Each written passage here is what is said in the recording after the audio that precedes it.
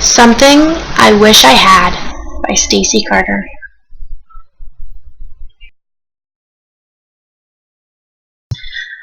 On the shores of California lived Anna, her evil sister Becky, and their father. Anna was from a family of crowds who were very wealthy. Her family was not a regular family, though. They all had powers such as invisibility, super strength, and more. Anna's mother had passed away when she was very young, causing Anna's sister to receive her powers of wish-granting. Anna loved climbing to the top of a rock and watching the humans run on the beach. It was fascinating. She had always wanted to experience life on land, with her only and best friend, Livia.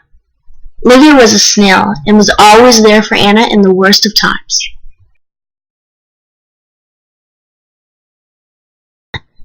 Anna had the perfect life until one morning it turned upside down. A boy was running into the water and crushed Anna's home. Now she was furious. She really wanted to have her chance on land to find this boy who left her homeless. That night they had to stay at a family member's house. Before Anna went to bed, she wished, "Only if I could just please have my chance on land." Anna's evil sister overheard her wish and laughed. "Mwahaha! Oh, Anna." The following day would change her life forever. Anna woke up the very next day on the shores of California. She was finally going to have her chance on land. There was only one large problem, though. Her hands were still crab claws. She could not believe it and was so embarrassed her face turned as red as a tomato. She had thoughts about going back into the water, but she knew this would be her only chance and she could not give up now. So she threw on some gloves and went searching for this boy. When Anna found the boy she was looking for, she instantly felt this warm feeling in her stomach.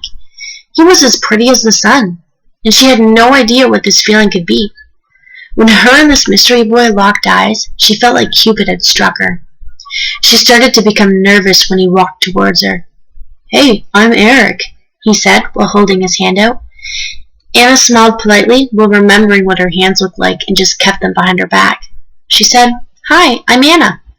She felt flustered, completely forgetting that this boy had destroyed her home. She was in love.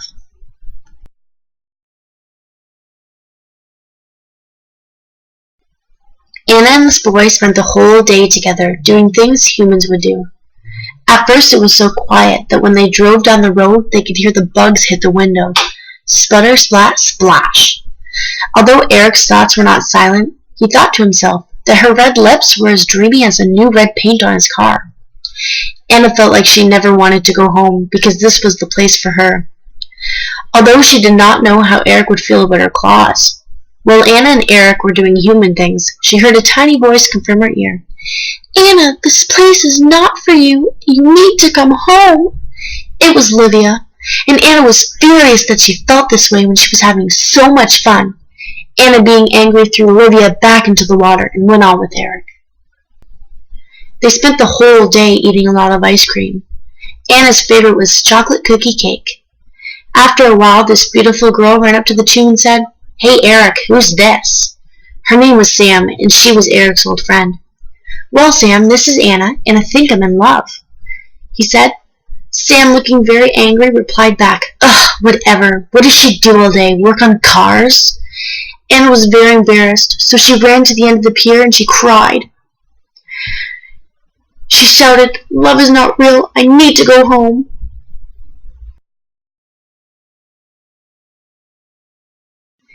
Eric finally caught up to Anna and would not stop staring at her, so he finally said, "Anna, you're a breath of fresh air. It's sort of whack where we's wine, the beautiful sound of music, cling, clang, clunk, clutter. And Anna, you cause my head and my heart to crash, bang, beep, buzz." Anna was unsure of what to say. She just knew she had to tell Eric the truth sooner than later. "Anna, we have to get inside. There's a terrible storm coming this way." As tears poured down Anna's face, she removed her gloves, and Eric's eyes widened. "Eric, I have to tell you the truth. I'm not actually a human. I'm a crab. I live in the water and woke up on the shores one morning. I wished the night before to have my chance on land to find you because you ruined my home. But please don't deny my love for you. If so, I may turn out to be another Juliet." Anna was upset. Anna could not believe the next thing that came out of Eric's mouth. "I accept you, Anna, for you. No matter the claws you have for hands, you are still beautiful as a person," he said. Anna was so overjoyed she danced around the pier. As it started to rain harder and the cracks of thunder could be heard, Eric said, "But you do not belong here on land. This is not your home. You belong in the water with your family, Anna. You already have an amazing family down there under the sea, and you should never wish to have nothing more. Life is not something to wish away. Everyone is given their own path, and I believe you should be accepting of your own and return home."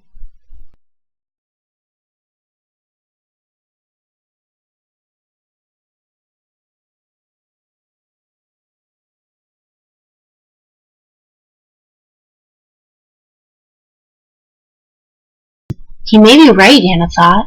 She did miss her grumpy old sister, her loving father, and her best friend Livia. Anna felt like it was time to return home. During the worst storm California had that summer, Anna said goodbye to Eric. "Goodbye, Eric. I will never forget you and what you taught me. And make sure you watch where you're stepping." They hugged, and Anna stared into the distance and smiled as the ocean smiled back at her. She ran into the ocean and disappeared under a gigantic wave. When Anna returned home, she hugged everyone in sight. Her father asked, "Anna, my dear, where have you been all day?" Anna replied, "Oh, Daddy, I have been exploring." She told her father that life is important and could be lived without special powers.